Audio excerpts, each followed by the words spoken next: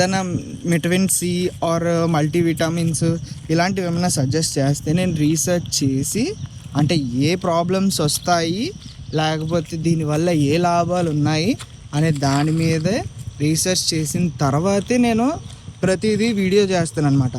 అలాగా టప్మని చేశాను. ఇప్పుడు నార్మల్గా విటమిన్ సి గురించి చెప్పాను నేను. విటమిన్ సిలో చూడండి, మనిషికి 500 mg పర్ డే సరిపోతుంది. ఎవరికైనా కిడ్నీలో స్టోన్స్ ఉన్నా లేకపోతే స్టమక్ ప్రాబ్లమ్స్ ఉన్నా అవాయిడ్ చేయమని చెప్పాను. ఇంకొక విషయం ఏంటంటే దానివల్ల ఇమ్యూనిటీ, స్కిన్ ఇంప్రూవ్ అవుతుంది, ఇంకా ఫటీగ్ ఉండదు, ఇవన్నీ చెప్పుకుని వచ్చాను అనమాట. కొంతమంది నాకు కామెంట్లో పెట్టేది ఏంటంటే నీకు ఎలా తెలుసు, అది ఎలా తెలుసు, ఇది ఎలా తెలుసు.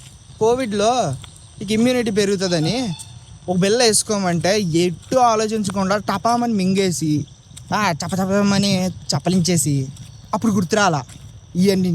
ఒకడు కష్టపడి రీసెర్చ్ చేసి నలుగురిని తెలుసుకొని, డాక్టర్స్ని తెలుసుకొని, ఫ్యామిలీ డాక్టర్ని ఎవరినొకరిని తెలుసుకొని చెప్తా ఉంటే నువ్వు వచ్చేసి నీకు ఎలా తెలుసు అంట. పెద్ద పెద్ద ఇన్ఫ్లుయెన్సర్ని ఎందుకు అడగరు ఇలాగా నీకు ఎలా తెలుసు అని? అడగలేరు, ఎందుకంటే వాళ్ళు రిప్లై ఇవ్వరు. మీకు రిప్లై ఇచ్చేవాడే ముందు బొక్క.